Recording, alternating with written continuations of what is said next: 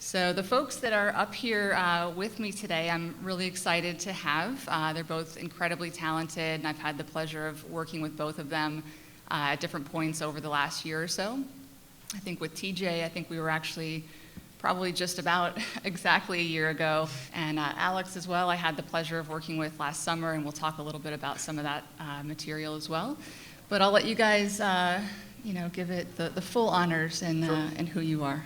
Hey guys, my name's TJ Wan. I'm on the Oculus team, focused a lot on our content partnerships, specifically in sports. Prior to joining the team at Oculus, I spent 4 years at the NFL, where I focused a lot of our media strategy and business development focus, basically thinking about rights and the landscape and where we wanted to go and partner.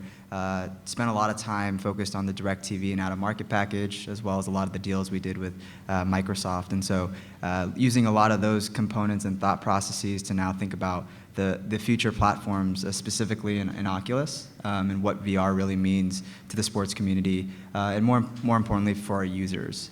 So spending a lot of time and focused developing those relationships now and working with Sloan as well. So thanks for the invite. Hi, and I'm Alex Lindsay. I started doing spherical production in 1993 with film and Apple QuickTime VR authoring tool. But worked at ILM and Lucasfilm and doing a lot of work there that required some spherical work. And PixelCore now is a live streaming company, and so we look at VR through the lens of live streaming, but we also do a lot of just VR work as well. We've done just a variety of projects, mostly sports and events. So. Great. Well, we're going to dig a little bit into the work that the three of us have done over the course of the last year and talk a little bit about the future, where we see things heading specific to sports. And we have Alex here, of course, who'll be talking a little bit more about kind of things from a technical angle. And I encourage you guys certainly to save some questions for the end. We'll make sure we leave some time aside to take those as well. So I guess, TJ, let's start with you and tell us a little bit about kind of where things are with Oculus and why sports is really an important area for you guys to get into. Yeah, I'll start at the most basic framework of the mission. The mission of the company is to bring experiences to anyone, anywhere.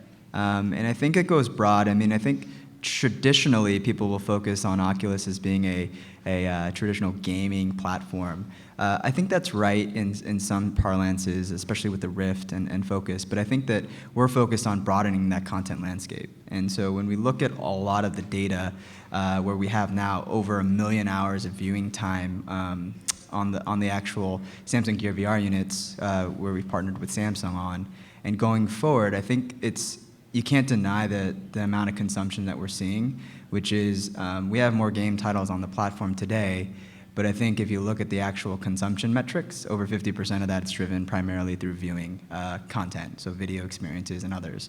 And so on top of that, if you look at a lot of our 360 videos, sports trends really, really high, right, in terms of the authentic nature of it, being able to be there and experiencing things.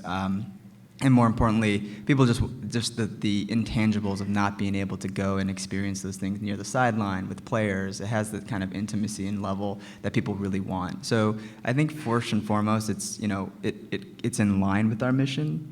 I think that it's important for us to focus on broadening that content offering for our users.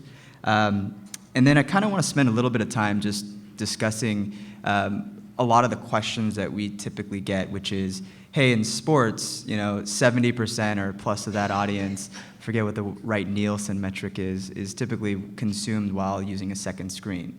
When you're in VR, you have one primary screen, and I can't text, I can't send silly GIFs and masquerade face swaps to people, and so how can I do that? And I think that the key point there is that you need to think about content and how you can leverage the platform. The way that I really see VR actually really coming to play is not only creating an experience where you have 360 experiences, but on top of that, like, what are the key data components, right? Like, I would love to see on a Sunday afternoon being able to Watch Sunday Ticket with my fantasy scores on my right, a left side with my Instagram feed, and I can turn and move it around, and now I can see a lot of my messages flowing in from either Messenger or even just on the Android platform with messages. And so now what you're doing is now creating experiences with the content that you can still create really engaging, immersive experiences. And I think if you think about engagement, that everyone kind of throws out the E word, that to me is where I can see a user really spending a lot of time when they don't have to use that second screen, when they're now fully engaged in what they're seeing, but also seeing all the other things that are important to them on a daily component for content. So I think that that's something that I definitely wanted to point out and think that's really the future of where VR can kind of push it. And look, the last piece I'll just quickly hit on is just the importance of how Facebook 360 video has really changed the way media companies and publishers are thinking. The way that I think about it is like a stair step. There is like 2D content where people are going out and producing at media companies today. There's 360, and then there's like truly immersive VR. I think for a lot of media companies to move, they need to see how easy it is to go and how is it integrated into their video stack that they already have existing. So what I've seen is a lot of media companies adopt 360, and they're starting to feel like, okay, I'm starting to get a hang of this, or I'm just starting in. And I think of over time, what we'll see is that you'll see more and more 360 video on Facebook, first and foremost. And with 1.6 billion users, that's great, and they're going to see more and more of that. But I think that's also going to add to the ability of storytelling and the ability to now have content people like Alex and others think about how you can narrate and tell a story in 360, because it's so different when there's cameras back there that are filming us in this perspective, but why is it valuable to have a 360 intimate experience where now the camera is also facing that way? And so I think it's a different way of thinking about how to capture content, but I think the fact that we have Facebook's weight behind this in order for distribution is super exciting and helps us really help the partner in terms of making sure that content is viewable to as many people as possible. Well, the storytelling aspect, I think, is really what connected the two of us initially. And my background, before I joined the tour even, I think it's probably goes way back to even when I was a kid, is really, my passion is around storytelling. And when I started playing around a little bit with the Samsung Gear VR and Oculus, I was just blown away by the possibilities around storytelling, which ultimately led to discussions around what we could do with the PGA Tour. So I'm going to talk to you guys just a little bit, just a few minutes around kind of some of the things that we've been up to just to help frame the discussion. And I think for us, I got back from South by last year and was jazzed about all the possibilities of working with Oculus, and probably drove some of my colleagues who are in the room today a little bit crazy with, we have to do something, this is amazing. And I think the initial questions were really, what are the opportunities for us? And I think, as a league and players association, we're always looking for ways to really kind of push the envelope in the content that we get out there for our fans. We want to be as innovative as we possibly can in everything that we do.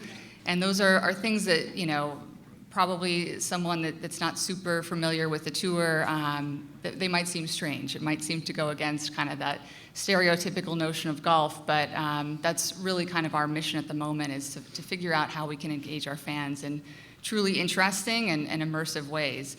So this has been, I think, a great initial experiment and test, and a lot more to come. And I think, as we started thinking about Oculus in particular, the opportunity is really to reach an early adopter crowd. Some people might be interested in golf, some of them might play golf but not follow the tour, and some of them might have no thought in their minds around golf or the PGA Tour. But those are the people that we want to be reaching, and the 360 aspect really gives us a way to reach sort of a more mass audience.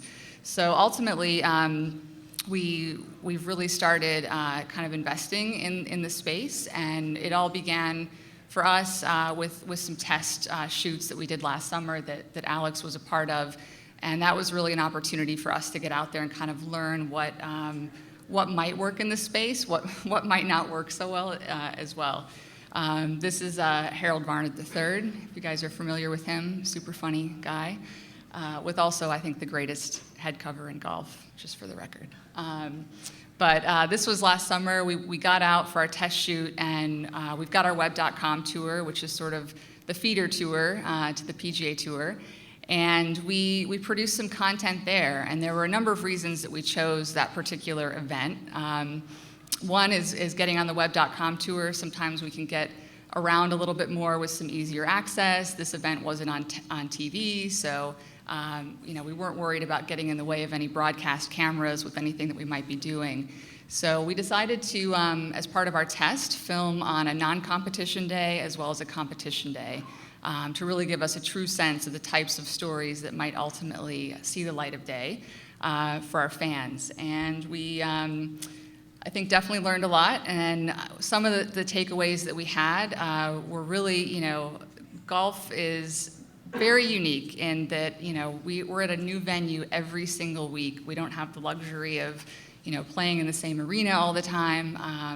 So we're always in changing conditions, but it's also a huge asset because we're in beautiful locations, and certainly, if you think about being able to kind of transport yourself through VR to a beautiful location, maybe it's in the middle of winter in a place that's cold, that's, pretty compelling. And I think the other thing that we really learned as we got out on site was kind of the individual nature of the sport. A guy is out there, maybe he's having a conversation with his caddy or whatever the case may be, and to feel like you're sort of right there along with him is a really unique and very intimate experience that I'm not sure that you can quite get in other sports. So ultimately, this became something that we decided to invest in kind of for real as we got into 2016. And what we ended up doing was we identified Waste Management Phoenix Open, which happened just a month or so ago, as kind of our first spot to get out and film. And there are a few reasons for that. If you guys have been there, you probably know it's a really crazy event. It's sort of unlike anything else on tour. And a big part of that is the 16th hole, which you're seeing here, which is commonly known as the loudest hole in golf. And that, again, seems to kind of go against some of the stereotypes with golf. But if you go here, it's crazy. It's a full stadium experience. People are going crazy. They're yelling all kinds of things and doing cheers. And it's really an exciting place. So we wanted to pick something that was early, kind of in 2016. And this just seemed like the best opportunity to get out and gather some content. So we ultimately ended up producing 4 on-demand videos from this particular event. One is an experience that takes you through the 16th hole along with Ricky Fowler, and we did a few others that were more instruction-based. This is Peter Malnati out on the practice green in Phoenix, and we did 2 instructional pieces, one with him and one with Patrick Rogers. And the reason that we chose instruction was, again, another key learning, I think, from last summer was really that, just kind of feeling like you're there and the view that you can really get, seeing someone as they're hitting out of a bunker, how they're setting up the shot. You can really get an interesting sense of that when you're immersed in the experience. So we did a few of those. And then also we threw kind of a behind-the-scenes experience in there, which is something I think we'll continue to probably experiment with. And in this particular case, it was going through our TV compound. And, that's an area that I can go and see any week of the year. It's not that exciting to me, but to someone that doesn't work in the space, it's pretty cool. So we definitely want to be taking people kind of to those behind-the-scenes locations that they wouldn't otherwise get a view of. Ultimately, after we produced this content, we turned it around pretty fast. The edit we had complete within about 24 hours. And we had to, of course, figure out kind of our distribution plan. We ended up creating an application on the Oculus platform. The PGA Tour is actually the first sports league to launch an app on Oculus, so we're very proud and excited about that. We certainly, I think, had a lot of learnings around that process, some of which just came down to timing, and we were very last minute in kind of our development, and having a 2-week approval process proved a little bit challenging for us, but fortunately we were able to work through that.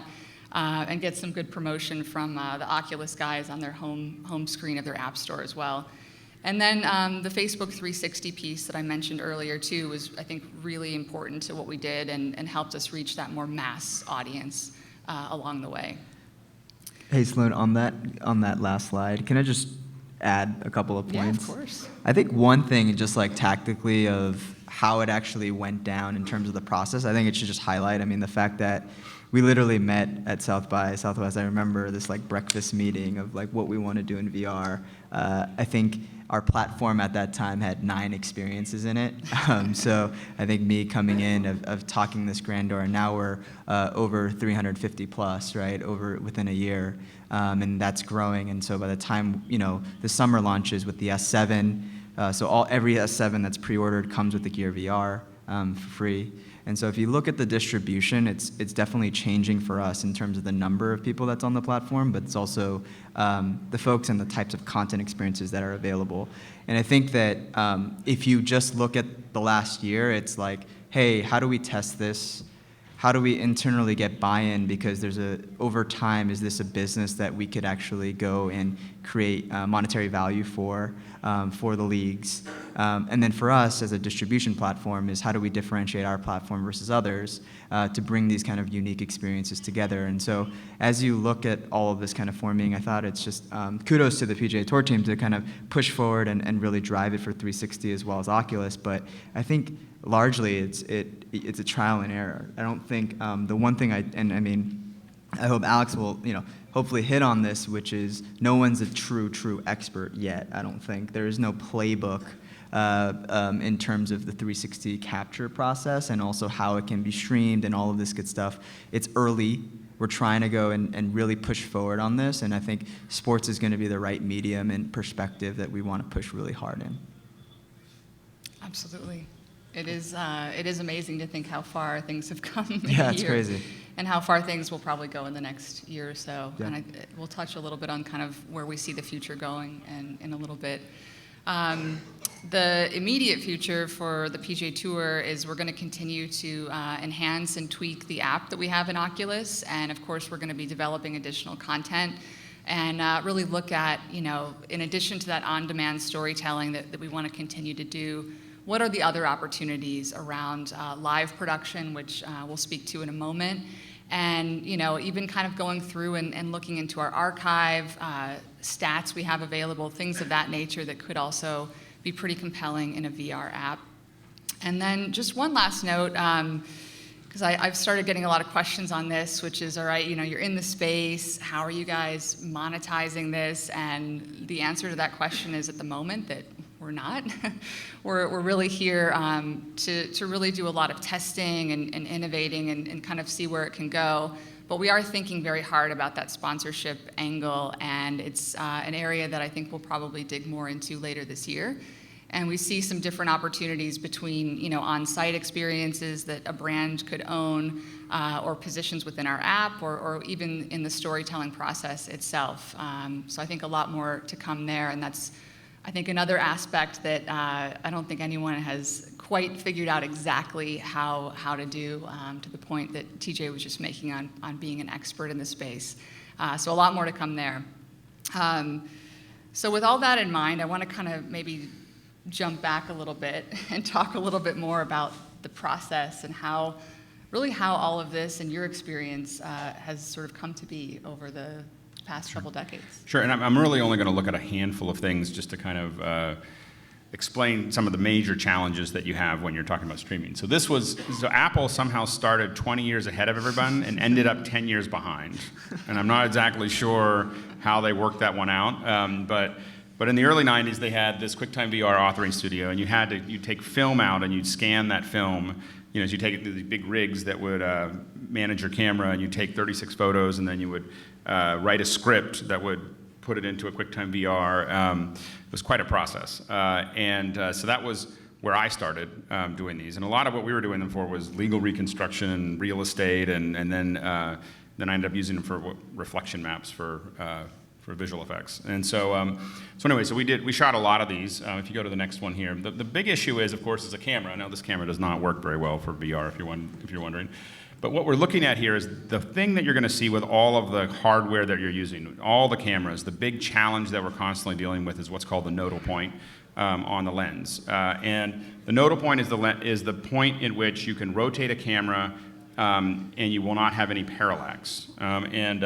So anywhere this camera moves, what you want to do is support, get that camera right on the nodal point. And when we used to do it with still cameras, we have these big rigs that would keep the camera rotated around, and there was a lot of us figuring out exactly what the nodal point was.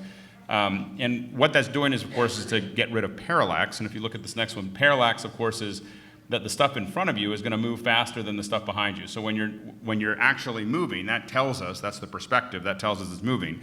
When we're doing VR, it's not our friend. This is not what what we don't want is to have that. If we look at it in, what happens is as that nodal point moves away, so let's just say we have a couple GoPros here, as those nodal points are no longer on top of each other, there's a certain area that's right around the subject that you're going to have stitching problems. You're going to have seams, you're going to have issues. As that nodal point moves away, as we get a bigger rig or bigger cameras, we end up with a situation where that danger zone gets bigger. So, and if you look at what the result is, if you look down there at this little area where you see kind of doubling, that's the typical thing that you'll see right at an edge that's too close, whereas if the nodal point lines up, you'll see that. Now, some of the software is getting better and the ability to manage pixels and so on and so forth to blend these together, but this is probably the biggest challenge that we deal with, in addition to things like dynamic range and audio, and there's other things that we deal with, but this is probably the one that most of these cameras are, why we have all these crazy camera rigs, are mostly trying to figure out how to minimize that problem. Either minimize the number of seams or minimize the displacement of the nodal point. And so there's a couple different cameras that, to think about if you're just getting into this. This one's the Theta. I actually have it here. Oh, wait, hold on. You can take a photo. Okay, ready to smile? This is good. I don't know if they sign their rights away for you, so you might have to sign that afterwards. Yeah, so I'll put it up on Facebook later. So anyway, this camera, if you're thinking about doing VR in any way, shape, or form, or if you're already doing VR, you have to own one of these cameras. Now, Ricoh has no idea what maybe they do, but I think that they made this mostly for, like little Selfie Plus or something like that, but this is the best R&D camera in existence. I literally don't walk around without it. And I take pictures with it all the time, and what it informs me of more than anything else is knowing, oh, this works, this doesn't work. The problem with a lot of our rigs, the big rigs, is that it takes time. You got to set it up. You have a very low iteration rate. This, I can play with it on my phone within minutes after I shot it, and I can pull it out of my pocket. I can take pictures all the time.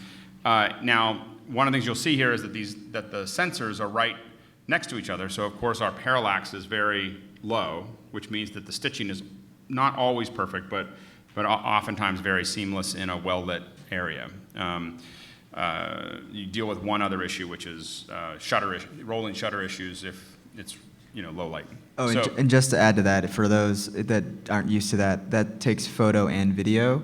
And right now, you can go and load that up and upload to Facebook or even YouTube. So in 360. Yeah, and this will do 1080p video. The Theta S, which is the newest one, will do 1080p video as well. And it also has a micro HDMI, which we're working on being able to manipulate back into a Mercator. Ricoh Theta S. And again, this is like for any of our VR guys, this is like a standard issue. You get a computer, you get a Theta, because it's just we want people thinking about it. By the way, if you're curious, the fastest we've ever gotten a Theta on a hood of a car is about 60 miles an hour before it pops off. So anyway, and the memory card will survive it, but the lenses. How many of those have you lost? We've destroyed. Because it's not lost, we find them in pieces. So I think 5 or 6 of them. We lost one on a car, 2 on drones, 1 on a boat, and 1 on a rocket, which was really cool. The rocket, we put it on a model rocket with a D engine, and anyway, so it's a long story. So anyway, I probably should have talked about that. So anyway, so they're fun to tie onto things and put onto things, and again, because they're about the same price as a GoPro. As a production company, you kind of look at them as a crash camera, but in 360. So highly suggest looking at that one. Another version. Now this is the Hero's 360 rig, or 360 Hero rig. I always get it backwards. There's a Freedom 360 rig. They're all kind of similar. We print our own with our own special reasons. This, of course, the whole challenge that this has is trying to get that nodal point as close as it can. The GoPro had kind of it's a very small camera, and it happens to shoot 4x3, which is actually advantageous when you're trying to stitch them. 16x9 is not easy to put together well. So the GoPro rig is getting those as close together as possible has been pieces. Other people are putting fisheye lenses. You can actually, there's a company that you can send these to, and they'll take the lenses off and then put wider fisheyes on them. And so the GoPros have been a big, very popular. Some of the big issues are gen lock, not being able to lock the camera so that they're frame accurate. So you get, that can create its own seams as the camera moves or as other things move. Heat issues outside. In case you're wondering, you should take the batteries out if you can power it separately, because it doesn't like the batteries will eventually have them turn off.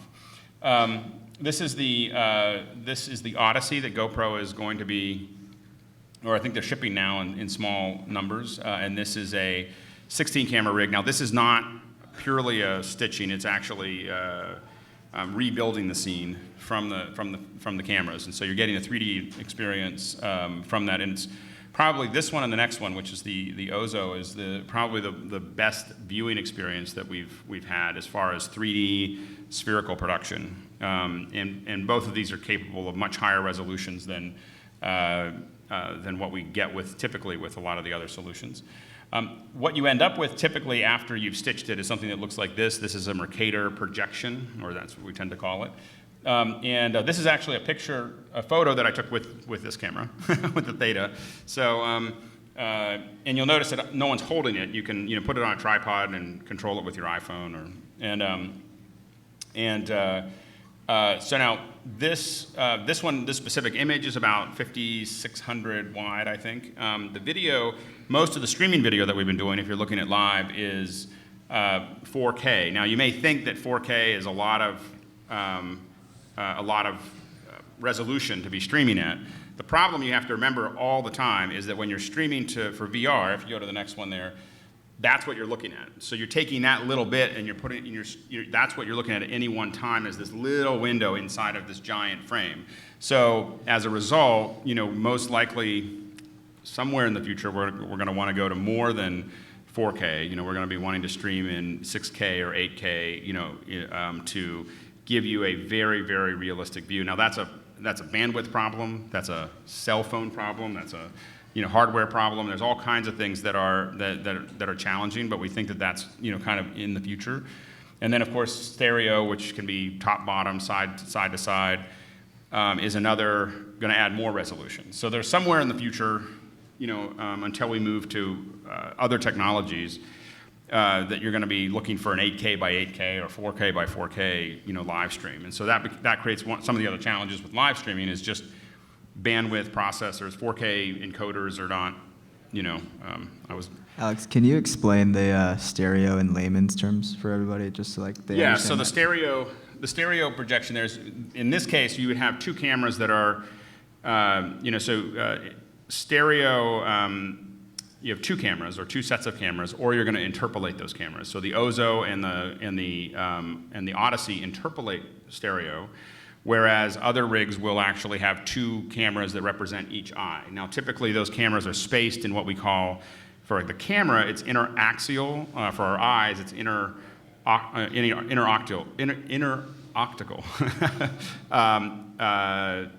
distance. And so those are, that's the distance between your eyes. And if it gets too wide, so a lot of cameras right now that are doing stereo are a little too wide, and it'll hurt after you watch it for a while, because your eyes are really expecting a certain distance that they're looking at. So you end up taking two images, and so when you're streaming 3D, you don't know how it's going to be viewed on the other side. So usually you'll post it as side to side or top and bottom, one being left eye or the other being the right eye. And then the service will decide how it's going to take those two images and create a 3D interpolation for the viewer to look at. And that might be putting it, typically that's going to be putting it in two different windows. It's going to, create basically two VR experiences for each eye, one for each eye. And right now, the big thing that you're kind of wrestling with when you're doing VR is high resolution versus stereo. Because you are currently giving up resolution for 3D. I think we won't do that forever, but right now, it's very controversial. It's a very religious conversation, But my religion right now is that I'd prefer to have high resolution over stereo. I think stereo is hard to do well. If you don't do it well, it ruins the experience really quickly.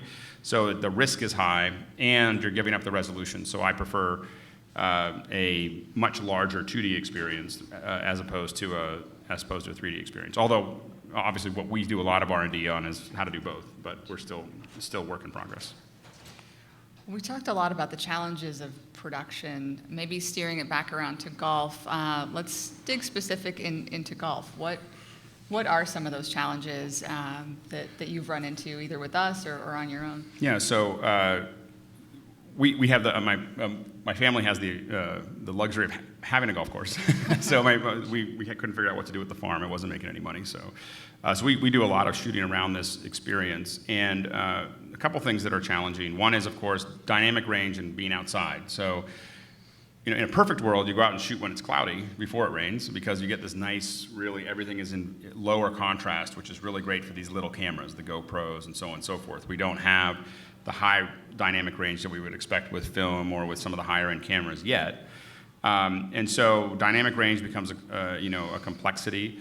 Also getting close enough that it's interesting without getting so close that it's in everybody's way. The problem with a lot of VR is that it gets less interesting after about, in my opinion, about 15 or 20 feet. It starts to become just a 2D experience. Like so how do you get someone into that place without getting underfoot? Is kind of one of the issues that we deal with consistently, and also how to make sure that your production pipeline is smooth enough that you're not doing a lot of things that introduce issues for folks. Well, I think that distance, at least for us, has been an interesting challenge. And it really comes down to the game of golf. We have to make sure that we're not stepping on the rules or interfering with play, and that's been, I think, a challenge, right?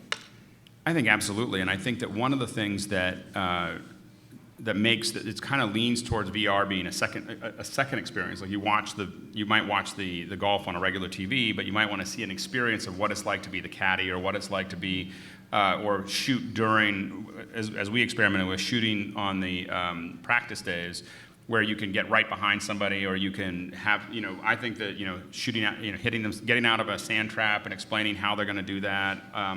Those types of things where you feel like you're standing there right with them, I think oftentimes is a more compelling piece of content than trying to compete with traditional TV. It's kind of like when you go to a baseball game. It's fun. It's a fun experience, but everybody's like tiny little dots, and we're used to going home in TV and watching it. Everything's a close-up, and we have all the data and everything else. And I think that, as TJ talked about a little earlier, is that the next generation of this, where we have heads-up displays of data and all kinds of stuff mixed in with it, will definitely make it more competitive. But right now, I think trying to give you insight into other things that are going on the field, I think is one of the more compelling things to do. Sure. TJ, do you have anything to add on that? No, I think it's right. I think it is early as a platform, and we're trying to scale. Look, we haven't even launched our consumer Rift version of our PC product, which has depth and the ability to use your hands with hand tracking controllers soon. So we're just excited, right? And this is the first time we've had real consumer launches. So the Samsung Gear VR launching in November in 2015, and then now with the Rift launching at the end of this month.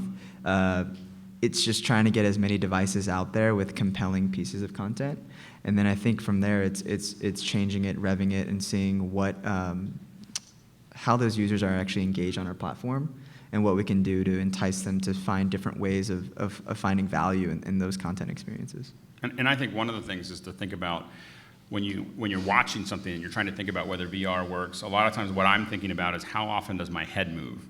So when my head does a lot of this while I'm at an event, that's probably not a bad position to experiment with in VR. If I'm mostly like this the whole time, it's probably not the best position, to look at. So it's just really, otherwise, because as a 2D experience, the VR, unless you make it a 2D experience, a high-res 2D experience, having it wrap all the way around and giving up some of the resolution is not necessarily a really compelling thing for the viewer.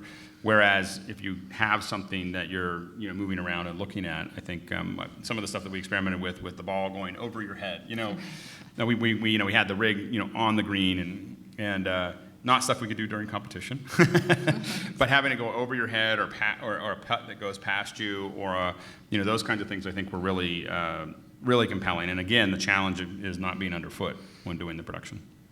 Absolutely. I think that intimate nature of feeling like you were really there and kind of part of the action, that was the compelling stuff that we certainly found at Stonebrae and also out at Phoenix. Yeah. Before we dig into audience questions, I'm just going to throw one final question around to the group. As it relates to sports, what's the future of virtual reality in the space if we're looking out maybe 5 to 10 years? I know that's kind of a big one. What do you guys think on that? Go first? Okay. I think realistically, and I don't think it's that far off, but the 5 to 10 year mark, I tend to think about this in this parlance, and maybe you guys can kind of resonate with this, which is, a lot of video games or traditional video games, like if you looked at Madden, football, and then you took that, and typically when you go into instant replay mode, you can pause it, you can kind of move and fly the camera wherever you want to place it, right? And kind of situate it there, press play again, and kind of see that amazing catch or throw. It's typically when you're actually beating someone and you want to show how you just crush them, that's what you would do it. But in our parlance of the world in sports with VR, what I think it does allow for is there's a bunch of technologies, especially like 3D just got acquired by Intel. There's other people that are going to think about how to set up camera arrays all the way around an arena. And so now instead of having ESPN feed you up, one of those replays where they have an instant replay and they take it axis 360 or they move the axis point, now you can actually go, hey, I want to stop this. I want to move the camera angle and situate myself somewhere else. And now I'm just going to be sitting here the entire game and I'm watching the game in this kind of angle.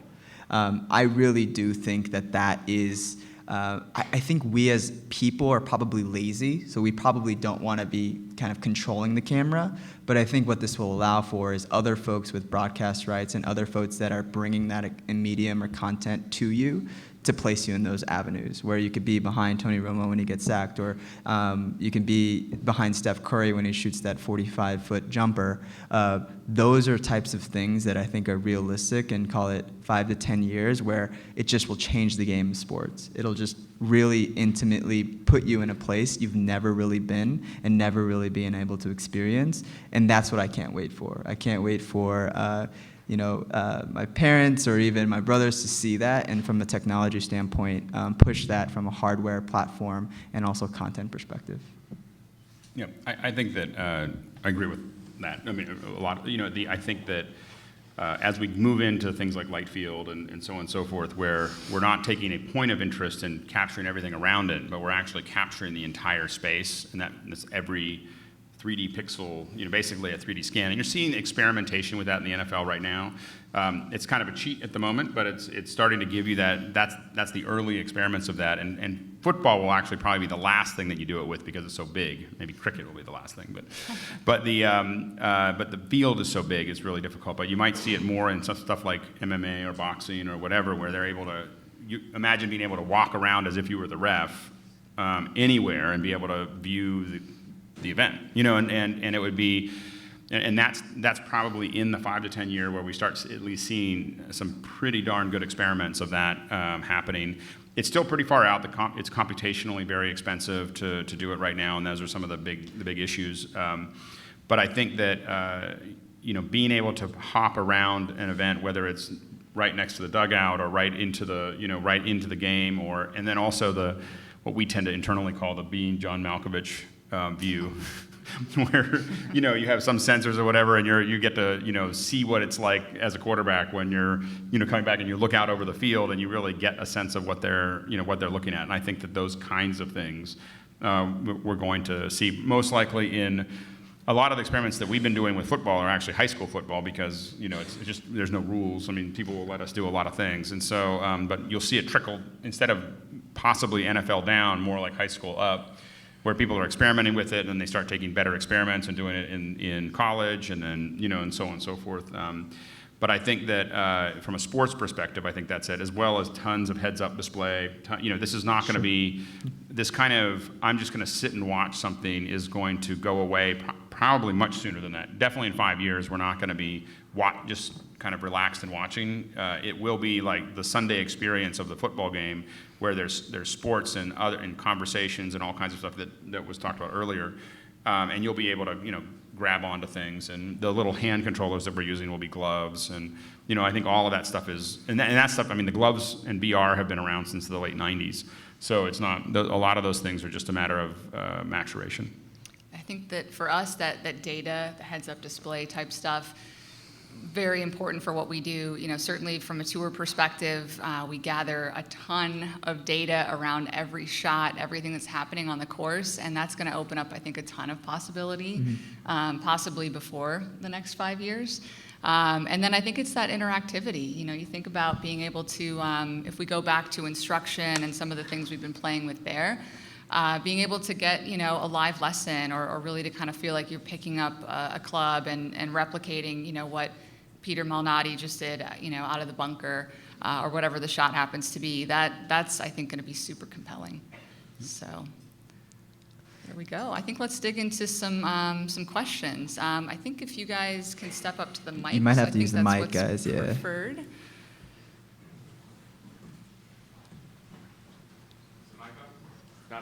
There we go.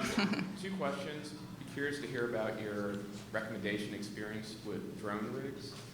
And then the second question is, what about immersive sound with the experience? Great questions. So with drone rigs, we haven't done too many heavy drone rigs, mostly because we eventually have broken both of our Thetas with drones, and those have been just little Phantoms with Thetas on them. We're looking at doing more, but the main thing that we found in the experimentation that we've done so far is with any movement, you just have to be very, very deliberate and very straight-lined. Anytime our eyes and our inner ear disagree, our body thinks it's being poisoned and tries to get everything out of our stomach as fast as possible. So that's usually not a way to improve the experience for the viewer. So we found that certain things that if you're against something, so hooking it to a car doesn't seem to bother people nearly as much as like a Steadicam is really difficult for people to sit through, difficult for me to sit through. Drones actually haven't bothered us as long as you're just kind of moving slowly around. We find that actually works pretty well, other than looking up and seeing the drone. And obviously audio is a big issue for drones. You have to reproduce that somehow. You're not going to use what you're getting there. As far as sound goes, that's actually been really tricky as far as figuring out the sound. In a single point, there's a lot of surround sound solutions that people are putting out. One of the things that we've noticed is trying to figure out the cavity that you actually put the microphones in becomes important. Because how we hear things is actually not like a microphone; it's like an ear. And so to have things feel really realistic, and the problem is it changes. And so we've been playing around with a couple different pieces that don't look exactly like ears, but do something that kind of reproduces it a little bit. We've actually seen people do ones with actual like silicone ears, and I thought that was a little too much. But the hard part is that when you turn, how do you reproduce that as well? And so, a lot of the surround sound stuff, we haven't, I can't say that we're the experts at sound yet. A lot of it's just been very old-fashioned surround sound recording. And we're using, pretty standard mics with, sound devices, 780ATs to pull it in. The one thing I would just add is you should check out, if you haven't, on the Gear VR, there's like a LeBron James experience. where we've done like a 10, 11 minute, basically a narrative on him and training, getting up ready for the season. We use 360 audio there, and it makes a huge difference. So one of the things, like if he's sitting right there and giving you a chat, if you turn your head and look behind, the audio basically is coming from your back, and so it'll make you kind of turn around so you don't have FOMO, which is missing anything that you can see in 360. So I think it's super important for any of experiences that we actually do. It's super compelling. And as you're designing it, audio is a great cue to move people to where you want them to look, within a VR experience. Could you talk a little bit about engagement and what you're seeing in terms of metrics, particularly with longer form content? And are folks going past the first 10 seconds, or are they only watching it and kind of getting the novelty? Yeah, we were actually just talking about that this morning at breakfast. It's been interesting for us digging into the numbers, both within the 360 platform as well as within the Oculus platform. And I think, some of the most compelling stuff that we've seen is, the first week that we were live, we were really digging into a lot of that. And we had, that week, our average time spent within our application was close to 9 minutes. And I was like, 9 minutes, like that's amazing. We only have 4 videos in there right now, and I started doing the math and how long those videos are, and it basically told me people are basically watching every single bit of the content that we've been producing. And I think it might speak a little bit to the, just the very new factor of the platform, and people really wanting to kind of dig in and find the latest cool stuff. But also even within Facebook 360, very high engagement with, obviously the numbers there are higher in terms of the number of people that have been viewing it, but they're spending a lot of time within those videos that we've produced so far. Yeah, I mean, quickly at the platform level, we have over 1 million hours of streaming content on our platform for video. And then on top of that, specifically the fact that I think it's about 55% now, but 55% of all of our consumption is driven primarily by video experiences on our platform is super impressive because there's less video experiences generally on our platform. And so just seeing that, I think that's going to continue to grow. We haven't shared publicly any of our time spent metrics, but one of the things that I think we have to wait till the dust settles a little bit is just the new users that are coming in off of the S7 launch. There's this huge spike, right? And so we're going to have to figure out how we level that off. Where do we see that going forward, and how do you kind of continue to sustain that? But once we do, and once the dust settles, I think we're definitely going to share those metrics because we're actually pretty excited about the number and the amount of time spent. But I think you had one other question, which is like, what amount of content makes sense? I think it depends. In more immersive VR experiences, I think I've seen things where you can go for 20 minutes, and I could share you like the title afterwards. But like, there's also things where with the LeBron experience, we've done things 11 minutes, and we've seen the completion rates pretty high, definitely above our expectations. And then 360 video, I think plays well with the snappy snippets of kind of Facebooky / YouTube content mix. So it's probably in the 1 to 3 minute range. So I think it depends on what you're actually solving for, but it's kind of runs that gamut. You mentioned that in the short term, VR is not likely to compete directly with traditional TV, but that 5 to 10 year out mark, does it start to compete with traditional TV experiences? And are there any synergistic ways to view maybe mirror content on TV, use it as a discovery platform? What ways can we incorporate traditional TV into the VR experience? Man, traditional TV digital hasn't even caught up to traditional TV dollars yet, right? If you really think about it. And I know consumption and the growth in digital is super, super high. But even in that parlance, like, I think the leagues and the IP holders are going to be smart about how they license their rights, right? They're good at slicing the ham. They're like a deli guy. So it's a new platform. It's like, let's wait till there's users, and we're going to go sell these rights, and we're going to go make some money. I don't think it's going to compete. I think it's going to be an offshoot of the way that I think about it is dub happened, mobile happened, iOS, Android got there, and now VR is kind of the next digital platform that they can go and release channels and also license rights for. So I think that's how they're going to be thinking about it. So to me, I think it's an incremental revenue source for the IP holders. For us, it's incremental content experiences that sit around it. Because I think if you ask, depending on who you ask, if you ask the IP holders, they're going to say that they haven't given VR rights. If you ask the broadcasters, they're going to say the VR rights are part of digital. And so I think that those are the conversations that will likely take place. But in the end, I don't think it's going to be cannibalistic. I think it's going to be incremental to the viewing experience. And more importantly, really enhance and get people really engaged in the experience, whether it's on TV and VR broadly. Thank you. Thanks, man. I'm a part of a foundation in Detroit, and we support a program called the Detroit Police Athletic League. It's a program which teaches young inner-city kids how to golf. And they usually normally have a summer program where they do a program with professional athletes. And a lot of our athletes come in and they golf, and it brings up a buzz. I want to tie in two things, the LeBron James experience and the potential for maybe capturing a celebrity or African-American celebrity, could be any celebrity golfing, to try to inspire kids who normally wouldn't be touched by this technology. And if that's been thought about, I'd be happy to talk to you more about our foundation and what we do. But it just seems like this would be a great opportunity to bridge a couple of different things, golf, technology, and then putting this into a younger population that might not be touched by this technology. Definitely. I'd love to learn more about the organization you're talking about. And, I think, at least from where I'm sitting, it's, if we're thinking about on-demand video, it's really all about storytelling. And, if there's a really interesting story between a celebrity or a professional golfer or whoever it might be and a kid, like, that has the potential to be cool.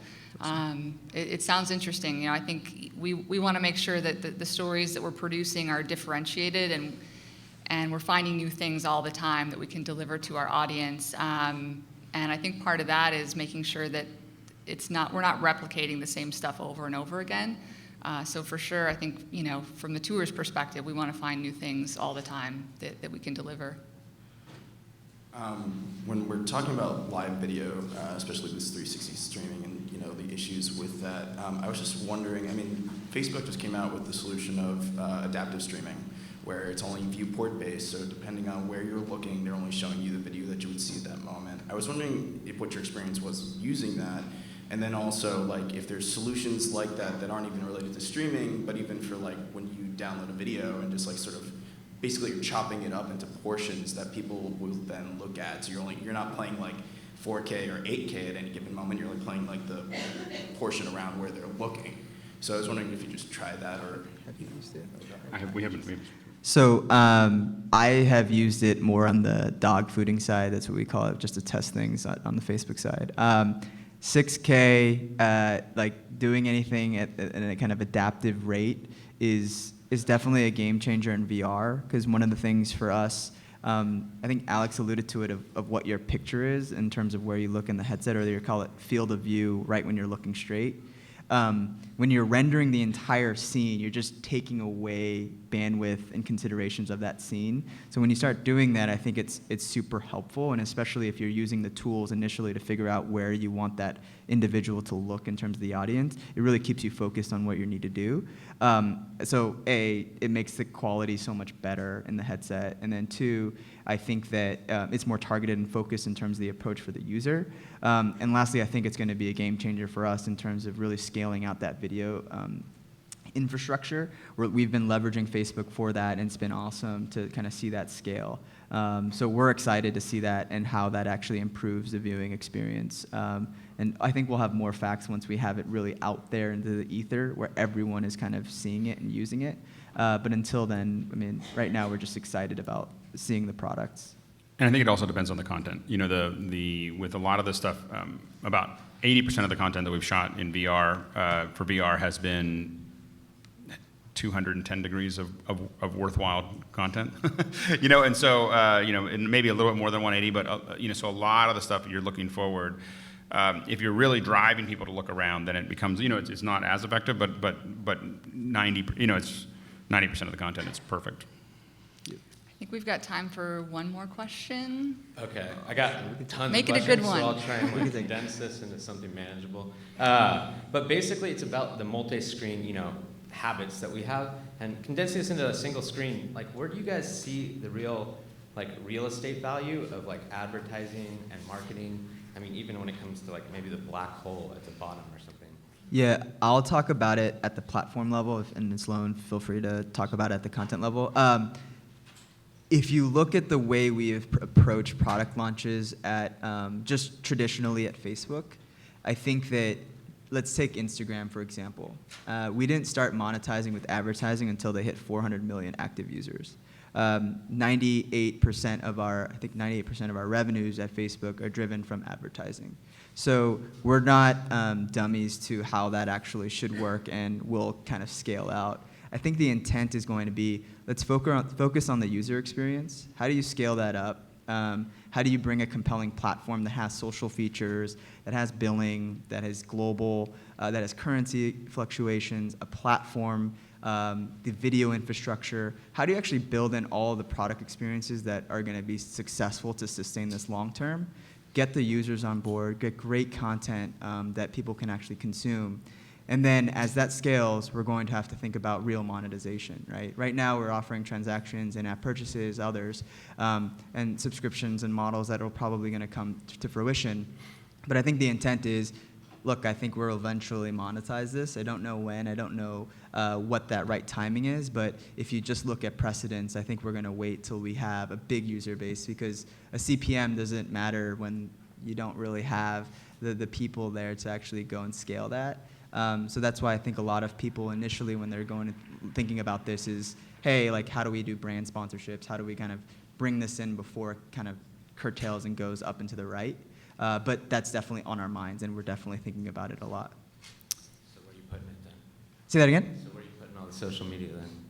What was that? Where are you putting all the social media then? Where in the view The space? community piece. Oh, Is that the what you're talking communities. So we just launched social trivia today. So if you look at that, that's an app that we built more to test. It's a first-party app. You can go in with 5 of your friends on Gear VR. It's voice over IP, so me, Alex, and Sloan can go in there, and I can be talking to them in the experience. It's just trivia.